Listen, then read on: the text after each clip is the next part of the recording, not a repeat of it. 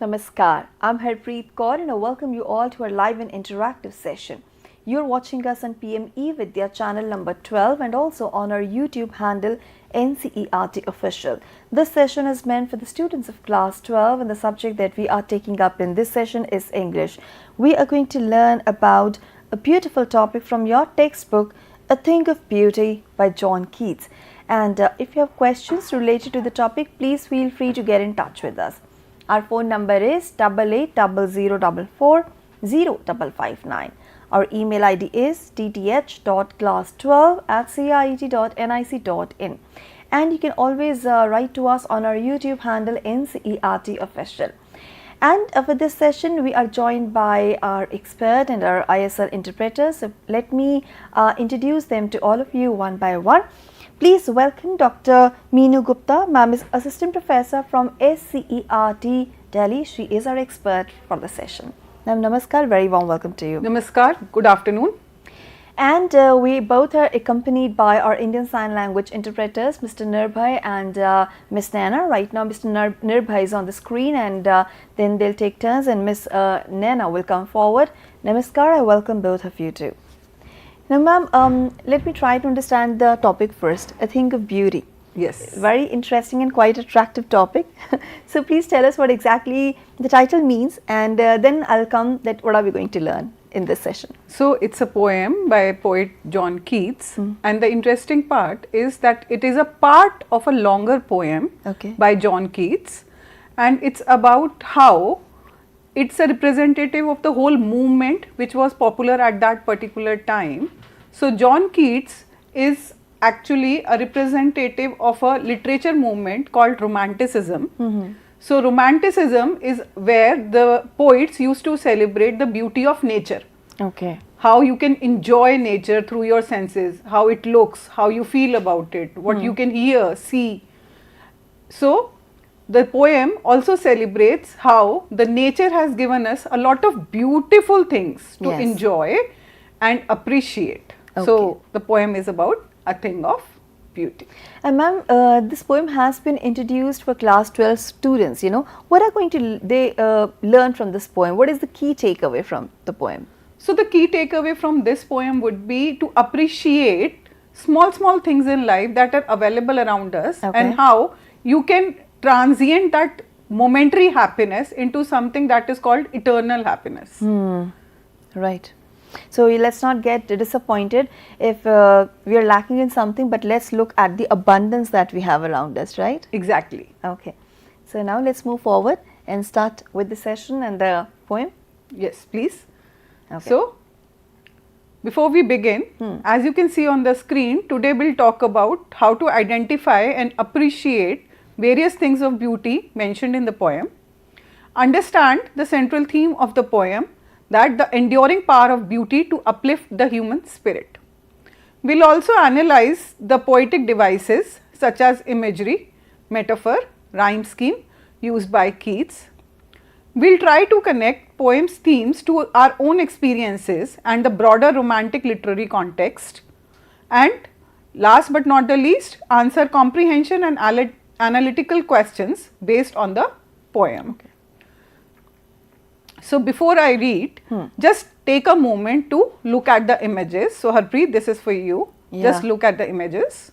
Beautiful images. I can see moon lighting up the sky and then of course this amazing waterfall in the lush green area. Exactly. Now the next one. Well, I'm into the woods right now. And of course the beaming sunlight, lovely sun. Another one. It's a scenic beauty, somewhere in the middle of the mountains. So this is all our different images from the nature. Yes. And now I would like to ask you, how did you feel when you looked at these images? I felt refreshed, very calm and serene. Exactly. So you felt good about it? Yes. Okay. Do you think that looking at beautiful things can change your mood if you are feeling sad? Absolutely. Let me just, put something into perspective here. When you visit a hospital, you see patients all around you. They're sad, depressed because they're ill. But when suddenly somebody comes who's nicely dressed up, wearing a nice perfume, of course, the atmosphere gets lit up. So I think, yes, indeed, beauty can change the gloomy environment around you. And like if somebody gives you flowers on the day you're feeling sad, how will you feel? Well, that fragrance will certainly change my mood. So also one more question, like this feeling of happiness, does it last or does it fade out? I think it fades out after a while. Okay, it's one way of looking at it, that you fade out, like you can smell that fragrance at that particular moment of time. You can look at those flowers at a particular moment of time, and after some time you might not feel the same. Yes. But if you are sitting quiet or sad and suddenly you remember that moment, then again, do you feel happy or not? It will certainly bring a smile to my face and some kind of calm to my mind. So the poet also is trying to point out at the same thing, that sometimes what happens is a feeling of joy that you have felt at a particular moment can be relived when you remember it after some time. Like you get nostalgic at times. Exactly, that sense of nostalgia. So before we begin, let us know a bit about our poet. So today we are going to explore these questions through the eyes of the great poet John Keats. John Keats was born in London in 1795 and he died in Rome in 1821 at a young age of 25 only due to illness. He was a doctor by profession, but he is known for his poetry more. He is a romantic poet and his poetry is characterized by sensual imagery. Sensual here means that something that can be felt by the senses, your eyes, your nose, your feeling, your touch. That is what sensual in English means here. And in his most popular work, which is a series of ode, that is a lyrical poem which is meant for a particular subject. Today his poems are one of the most sought after creations or poems in the English literature. And this particular poem, as I have told you in the beginning, it is a part of a very long poem. So we have taken a small part of that poem. That long poem is called Endymion. It is based on Greek mythology about a shepherd named Endymion and his quest for love for Diana, and how he falls in love with her, but he later realizes that she is not a normal human being but goddess herself. Okay.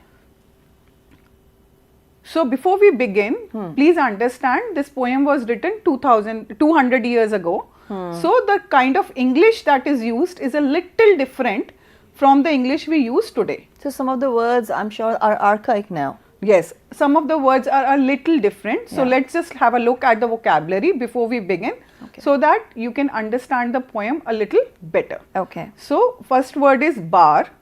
It's called a shady place under trees or climbing plants. Second word, wreathing. Like when you weave the flowers together, it becomes a ring or a wreath. So it's called wreathing. Despondence, when you are feeling sad about something. Dearth, when you lack something. Suppose I want to spend 1,000, I have 500, so I am in dearth of money. Pall is when you are covered with something dusty, smoky, but it is also used for shroud or kafan, जो आप हिंदी में पढ़ते हैं. Rills, small streams of water. Brake is a thick mass of small shrubs or bushes. Musk rose blooms are like wild roses. Dooms refer to the Greek idea of destiny, like somebody who is great, who has seen a lot of success, will end up in tragedy. Brink is the edge or border of something.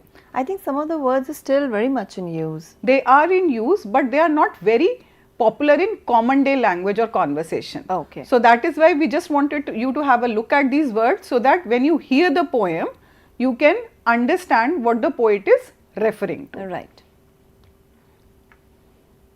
So theme of the poem is that the beauty of nature is eternal. So nature is always beautiful.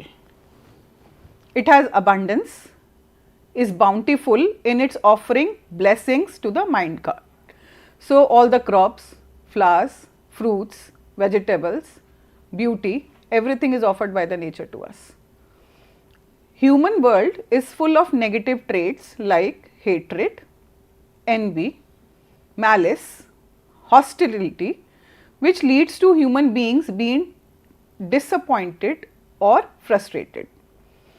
Nature's beauty like the sun, the moon, trees, flowers, rivers, etc. has the power to remove the negativity from the human hearts. The other aspect of beauty also lies in the glory attributed to the death of the martyrs or patriots and the moral stories that sublimate our inner self. That is what Keats is trying to say is not just nature, but this whole idea of exalt happiness comes from when you do something for the mankind also. Like nature is giving us a lot of things, so we appreciate nature, it's beautiful. Similarly, if somebody sacrifices their life for us, it is also beautiful. I think that is why when you sacrifice something, whether your little happiness, your comforts, or even your life for the people around you, for the welfare of the people, it gives you the contentment that has no match. Exactly, and the poet is referring that it is also beautiful, you can celebrate it, and the people who are benefited from this sacrifice, they'll always remember this sacrifice and be happy. They'll celebrate it. Absolutely. Now, let us read the poem, and first we'll just read, you just listen to the poem and just think how you are feeling or what do you understand from this poem. So, I am reading the poem for you.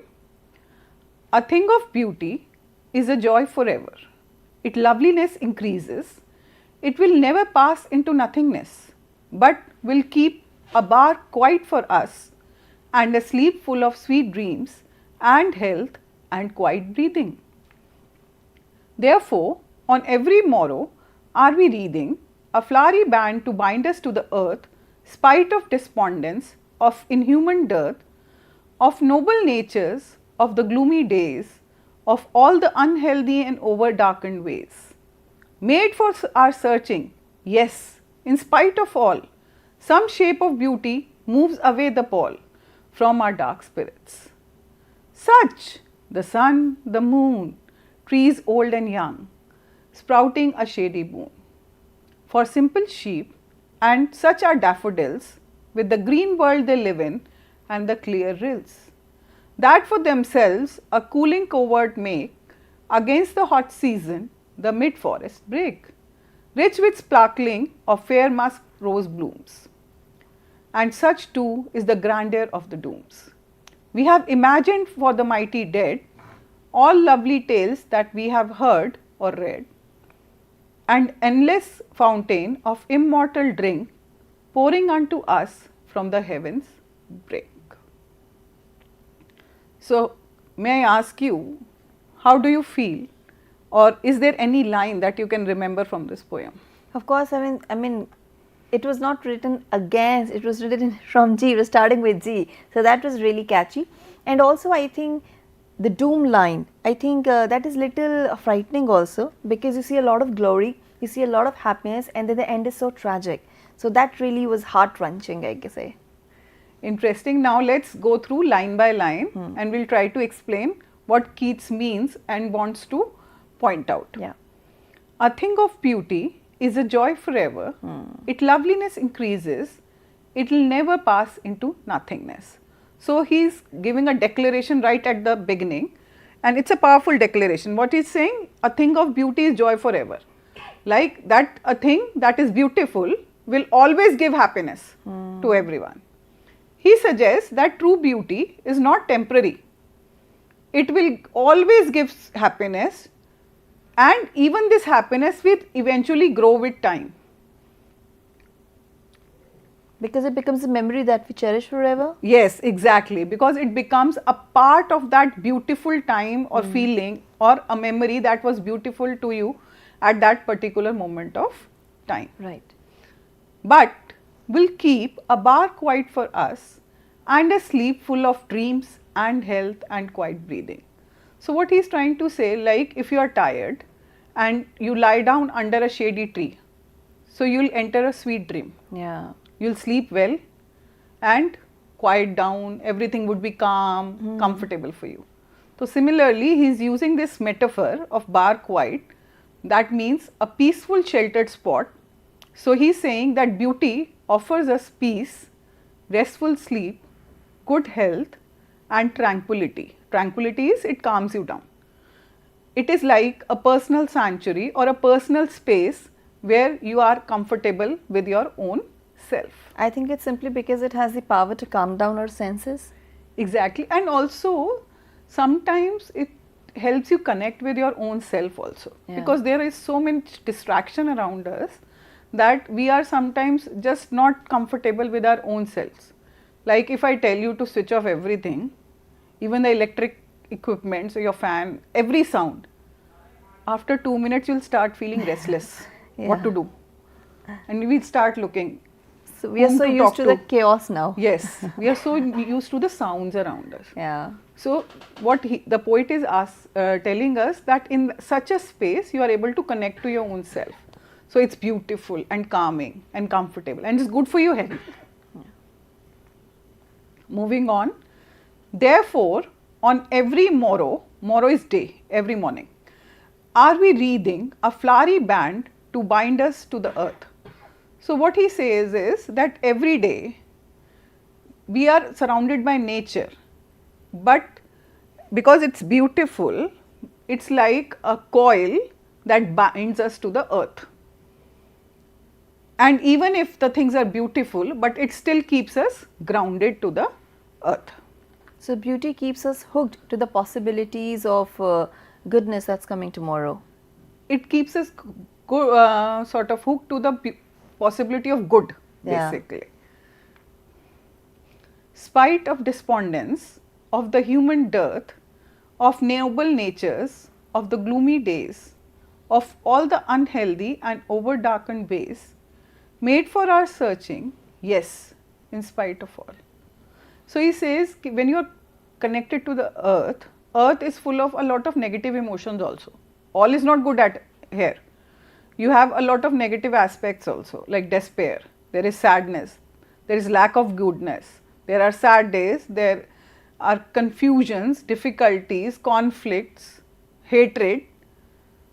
So it brings a lot of negative emotions in us. But he says, still, in spite of everything, what is beautiful will be there always.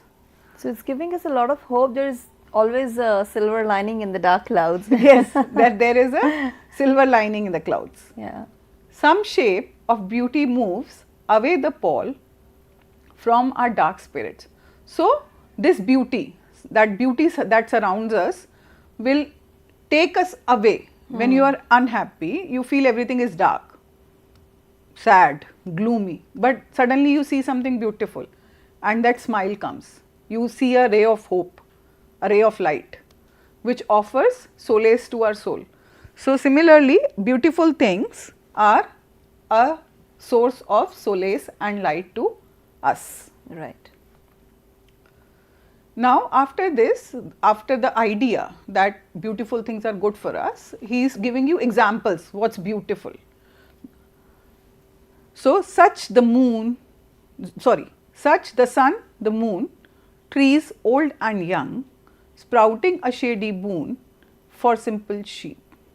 So he is saying that the universal elements of nature like sun, moon, trees that provide us shade, even for the simple sheep, not just for us, even for the animals, they are all source of eternal beauty.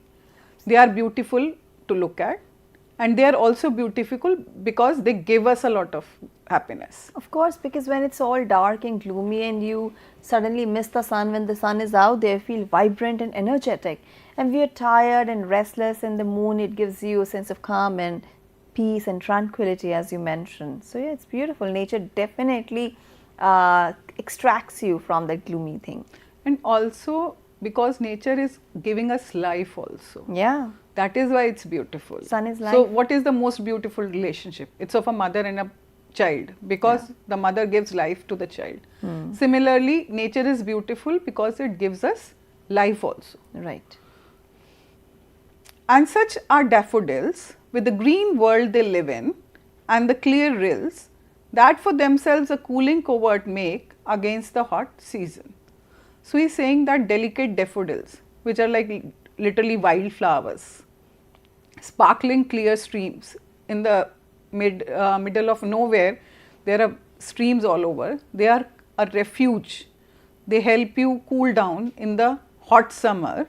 So they are all beautiful. Yeah. Because they give us respite from all the uncomfortable things.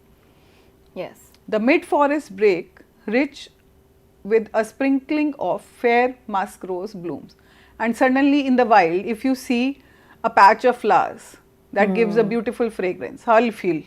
Very good. If in the dreary desert I find some green bushes, even they will give me much needed relief. Exactly. So that's most beautiful, even if wild.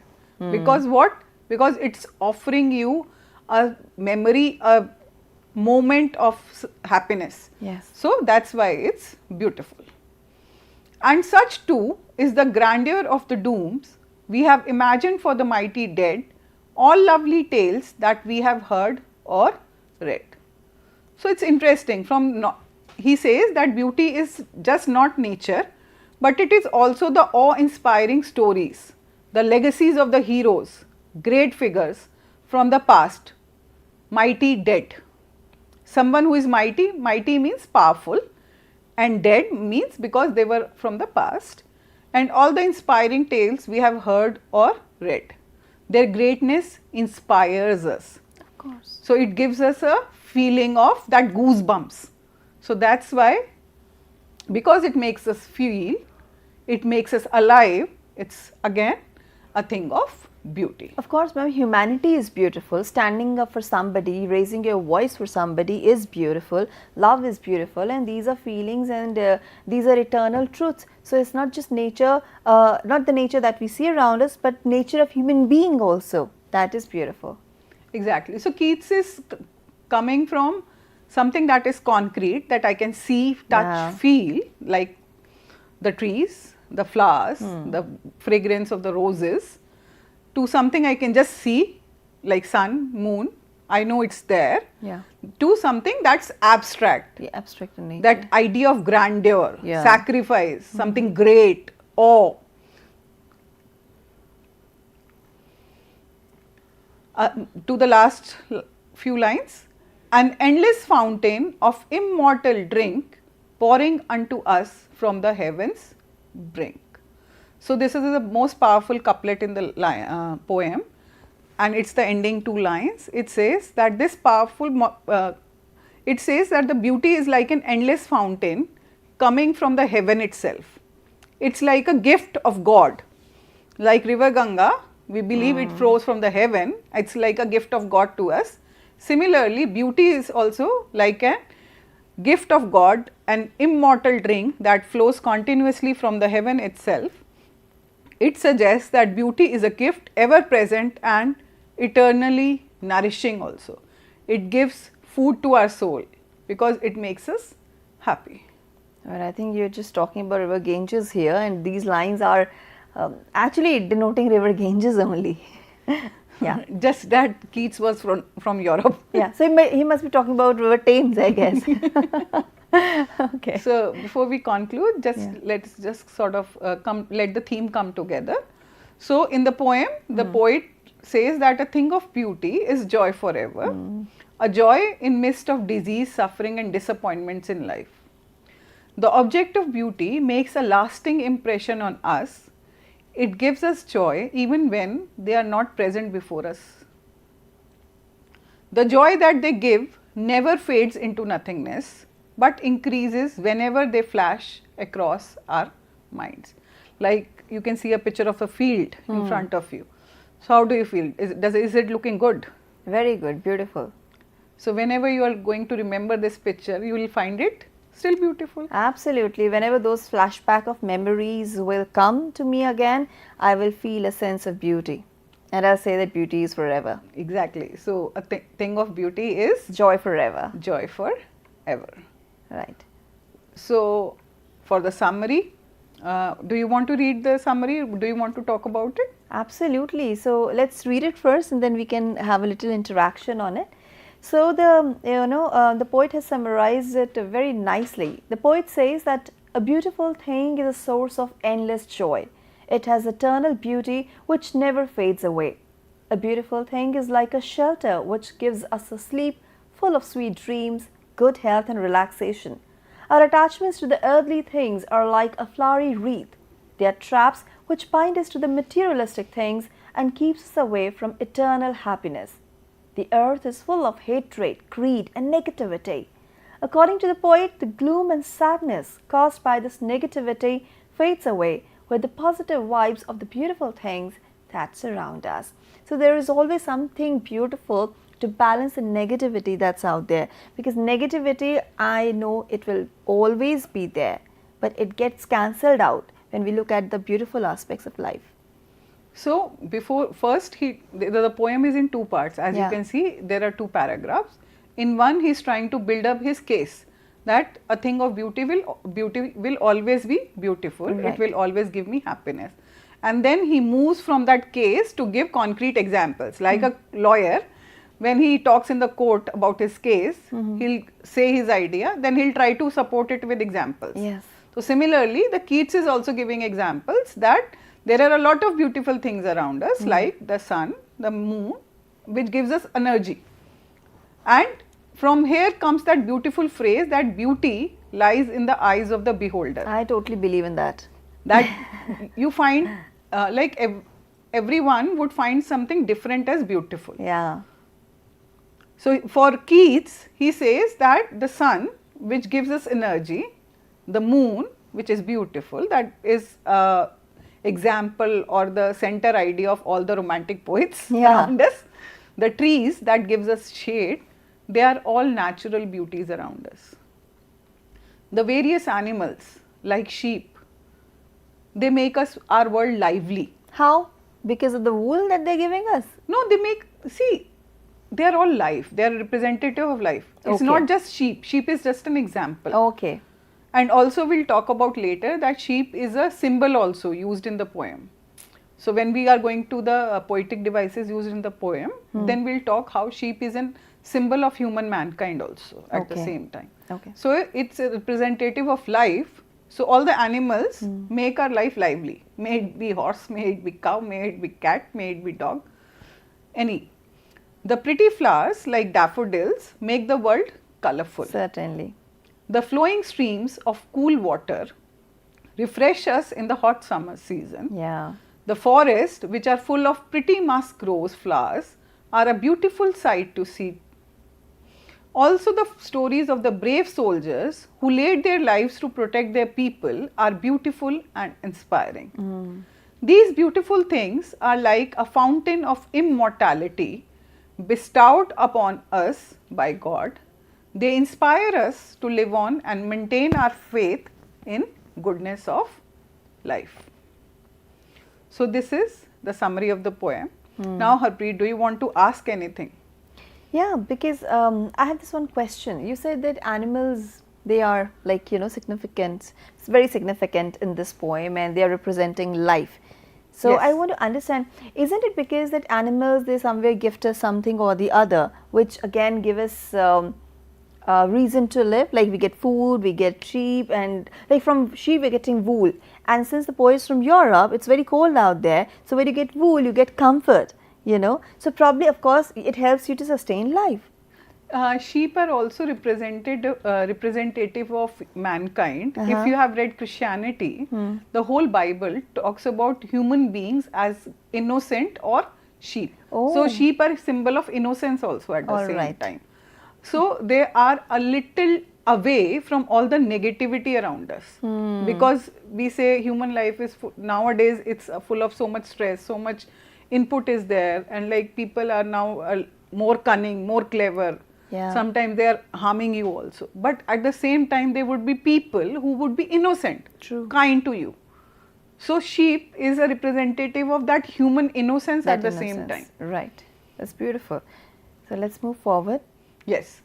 So there are a couple of things that the poet has mentioned as the things of beauty. So they are the sun, the moon, shady trees, beautiful daffodil flowers. So the flower on the right, yellow one, that's the daffodil flower. Streams of water, dense green bushes of forest fern, where the fragrant musk rose grow, the tale of heroic men who have sacrificed their life. So he is giving you a contrast. Yeah. Something that is very beautiful. Then there are things that cause suffering and pain also. Yes. Like there is people who offend others. There is hopelessness, lack of noble men, bad health, unhappiness, gloom, darkness. These are all negative emotions that are related to life. Right. But how you can counter it is through looking at beautiful things, things that give you happiness at the same time. So that are things of beauty as mentioned by the poet. Right. So before I ask questions, do you have anything to ask, Harpreet? I think you explained it so nicely that you've already answered my questions. You have answered all your questions. So now let me ask you. Okay. According to the poet, what characteristic of a thing of beauty ensures that it will never pass into nothingness? I think its loveliness increases, option C. Exactly, its loveliness increases. Because the sadder you are, the more beautiful that thing would look to you. Yeah, right. Because you are already feeling heightened emotions. It's like when you're so sad and depressed, even a small touch of love, gives you that validation that you need at the moment. You feel like crying and tears start rolling down your face because of that little comfort somebody has provided you with words or probably with a hug or so. Exactly. So it's about that your state of heightened emotion. Yeah. So more sadder you are, still something that's beautiful will look more beautiful to you. Yeah. So question number 2, what does the flowery band in the poem symbolize? Okay. So is it a decorative accessory, or is it a connection to nature that binds us to earth, a funeral wreath, or a symbol of fragility?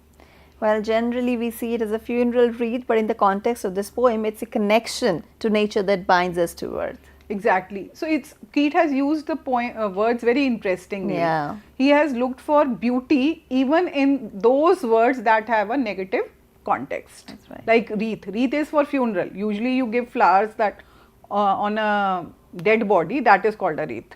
And at times you use them in Christmas also. So it's interesting. Yeah. Right. Okay. So question number 3, which of the following is not mentioned as a thing of beauty in the poem? The sun and moon, clear rills, golden coins, or lovely tales? Let's not be materialistic. It's golden coins. Exactly. So Keats is saying, please don't be materialistic. Be grateful for the nature around you. What the nature offers you, be happy with it. Question number 4, what negative feelings or condition does the pall from our dark spirit refer to? Does it refer to excitement, or gloom and sadness, curiosity, or anger? I think it's B, gloom and sadness. Exactly, gloom and sadness. And the last MCQ we have, the endless fountain of immortal drink is a metaphor for a never ending supply of water, the divine and continuous source of beauty and joy, a magical potion, or the flow of time. Of course, immediately something that comes to my mind is Amrit, a magical potion. But it's actually the option B, the divine and continuous source of beauty and joy. Exactly. So when you are reading a poem, please do not just look at the words and their meanings. You have to look at the idea in its entirety. Yes.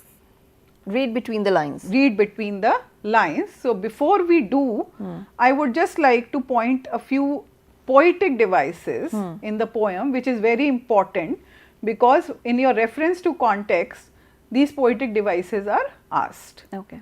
So, first poetic device that you should know is the rhyming scheme. So, how do you look at the rhyming scheme? Can you guess, Harpreet? How do we look at the rhyme scheme? I think it's the last word of each line that sounds alike, like forever, never, keep, sleep. I think that's the rhyming scheme here. Exactly. That's how we check the rhyming scheme. So, because Harpreet already knows how to check it, she'll guess the rhyme scheme of this paragraph. Can you guess it? What's the rhyme scheme? It's a rhyme scheme. You mean to say I need to name it? Yes. No, that's tricky. I don't know. You have to make me learn. So, how do we do is, like, first would always be A. We are just looking at the last word of each line. Okay. Okay. Forever, A. Never. Is it sounding like forever? Yeah. So, it is also A. Keep. Is it sounding like never or forever? No. So, it becomes B. Oh. Sleep. Again B. B, again B, because it's sounding like keep. Breathing. Is it sounding like any of the words earlier? No, it's C. So, it becomes C.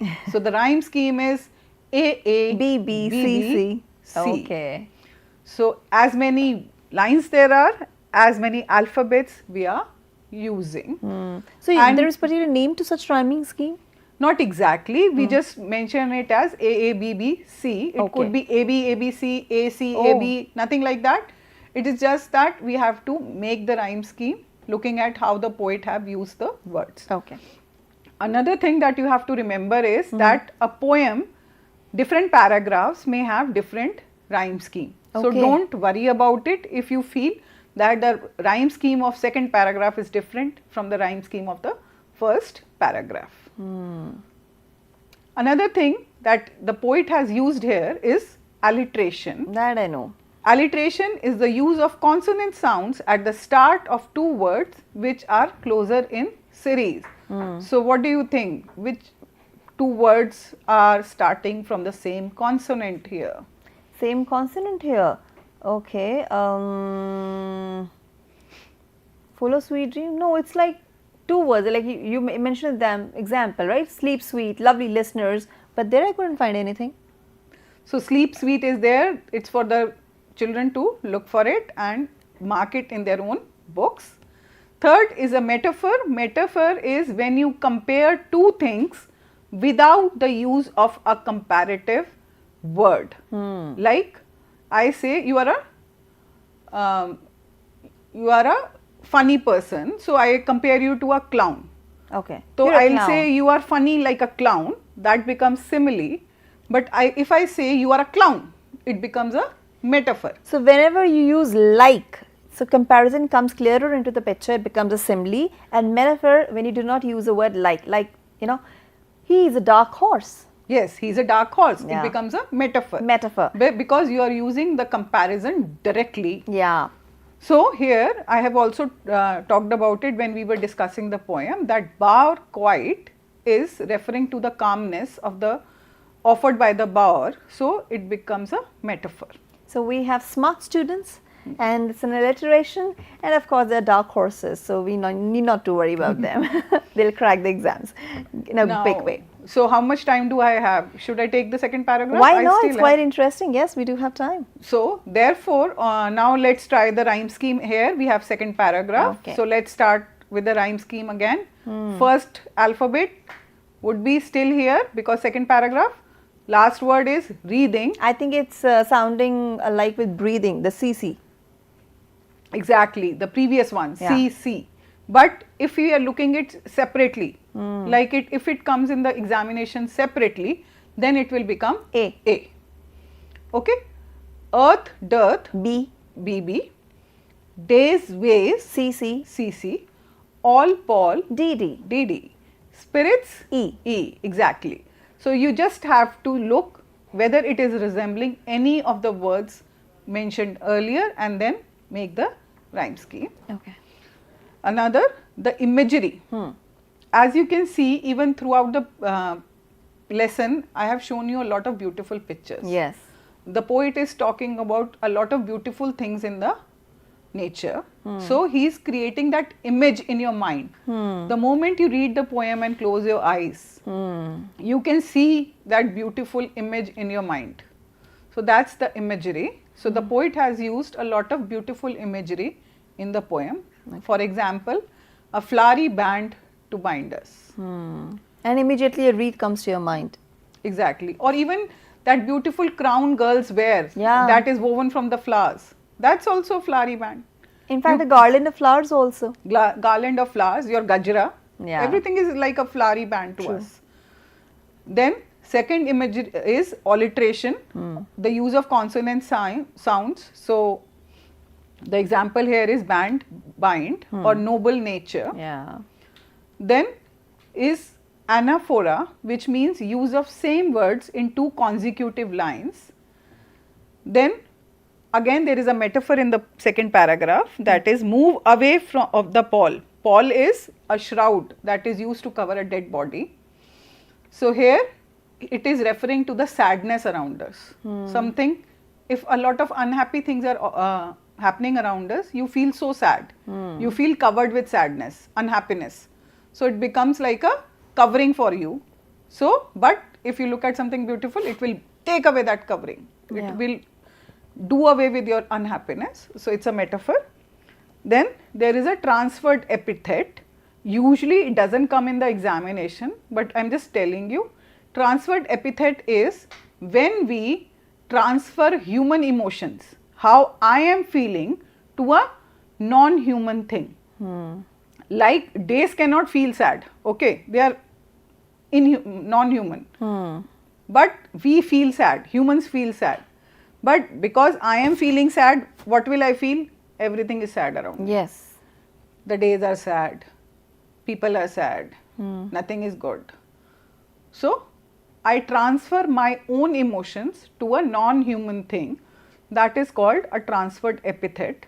So here it is called, the gloomy days is a transferred epithet. And sometimes these poetic devices are asked either in short questions or in reference to context. So if you want, you can look at the video again and just look at kind of poetic devices that are used in the poem. For as similarly for the third paragraph, we have alliteration, you already know, now you can mark it. The imagery is the trees giving shade, the beautiful daffodils, the clean river streams. Anybody can just close their eyes and imagine, so beautiful. Then there is antithesis. Antithesis is when two opposite meaning words are close together. And the interesting thing I'll tell you, a lot of examples from the examination point of view, especially in your CUET, of literary devices come from this poem. So this poem is also important for your competitive exams. For example, the example of antithesis, oxymoron, transferred epithet, they all come from this poem. Okay. So old and young, I'll just tell you to mark them down and write for yours so that you can read it even after your 12th exam is over. And the last paragraph, the rhyme scheme we can mark now. Alliteration, I hope we can find out. The metaphor here is immortal drinks, and the imagery is of a drink. The happiness is like a drink for us, something that we can drink, enjoy, feel refreshed. Right. Then there are bushes, there are examples of fighters, there are a lot of examples here. You can just look at the most interesting one I would like to point out would be the oxymoron. Oxymoron is when two totally opposite meanings are used continuously. Like mighty is somebody who is very strong, full of grandeur, inspiring, and then we say dead. Totally opposite. One thing is like is strong, is inspiring, and suddenly says is dead. So these are two opposite meanings that are paired together. This is called an oxymoron. This example also comes a lot in the examination. So please remember it. Another thing is the poet has used the symbol of sheep for mankind, which represents innocence, the naivety, somebody who does not have that cleverness or cunningness to harm others. So you have to remember this also. So I guess we have done a lot of imagery. So should we come to short questions and then we'll come to the... Yes, because we are almost left with 10 more minutes now. So we can definitely start with certain assignments also, and then you can give your closing remarks and key takeaways. So for the comprehension check, we have already discussed 5 distinct things of beauty from the poem. Can you name any 3? Okay, let me recall. Sun, moon, daffodils, sheep, and shade. Okay. Bar will say, or trees will say. Yeah. So what dark spirits or negative aspects does Keats refer to? Sadness, depression, and negativity in people. Anything else? No, you say. So the point is, there are a couple of words that Keats have used in the poem, like gloom, despondence. Yeah. So when you are asked... Despair. So when you are asked in the examination, use your own words, but also try to use the vocabulary used by the poet. Then question number 3, explain wreathing a flowery band to bind us to the earth. Can you explain? No. Okay, now this is interesting. Yeah. See, what Keats says is that there are things around us, okay? They may be beautiful, they may have negative emotion, that's Right. okay. But because there are these things make you feel, they bind us to the earth. They bind us to things around us. You feel, you create that connection. Are you talking about the attachments? Yes, attachment. You create that attachment to the things around us, to the human earth. And because you feel attached, you also feel all the Bound. negative emotions, not just good ones, also the negative ones. Yes. Okay, may I move to the next question? Yes. Why is the grandeur associated with mighty dead? I think it's all about the heroic tales of their sacrifice, their valor, their life, the inspiring stories, and how they lived life king size, helping others, and I think grandeur not just in their lifestyle but in their thoughts and in their sacrifice also. Yes, because their actions have affected or have left an impact on more than themselves. Yeah. They have done something for others. They have inspired others with their heroic actions, with their heroic stories, because it takes a lot of courage to sacrifice yourself. Right. Otherwise, if I ask you to sacrifice myself, I'll still think, oh, my son is young, I cannot do it. I have to take care of my mother, I cannot do it. But those people have moved ahead of thinking about their own family and thinking about the greater good. That is why it's about grandeur, thinking beyond, thinking for the greater good. I mean, look at the soldiers who are posted on the war front, or Exactly. those brave hearts that are at the border, or simply, I think, a common man who is trying to give his family the best of food and the best of education. They all are heroes in their own sense. Exactly. And also because they are doing it, we are safe, we are living our life comfortably. That's right. Moving on to the next question. Analyze the endless fountain of immortal drink, the metaphor. Well, I think something that is perennial in nature, because we're talking about a thing of beauty's joy forever. So beauty is always there, and it is a source of continuous joy, no matter what the situation around is or our mindset is. That beautiful thing remains there, it stays intact. Exactly. So Harpreet has explained it very well. I hope you can also do it. So how much time do I have? Yeah, I think now we can comfortably give some assignments to our students. So I have 3 assignments, basically 3 questions. You can choose a question you want to attempt for your own self, decide on which you are comfortable writing, and then choose it. So first question is, how does Keats' romantic philosophy influence his portrayal of beauty? So please understand, I have talked right in the beginning, you can go back to the lecture and hear that Keats belonged to an era where it was about romantic thought process. So, romantic at that particular moment of time meant something about feelings, something that you can feel. There was a lot of focus on nature because nature was something tangible, you can see, touch, feel, and how it made us feel the emotions, and again Keats' own idea of beauty. So, you can write about it. If you even look at the beginning paragraph of your poem in the NCERT, there is a little description about it. You can also Google it. Next question is, what is one thing of beauty in your own life that is a source of joy forever for you?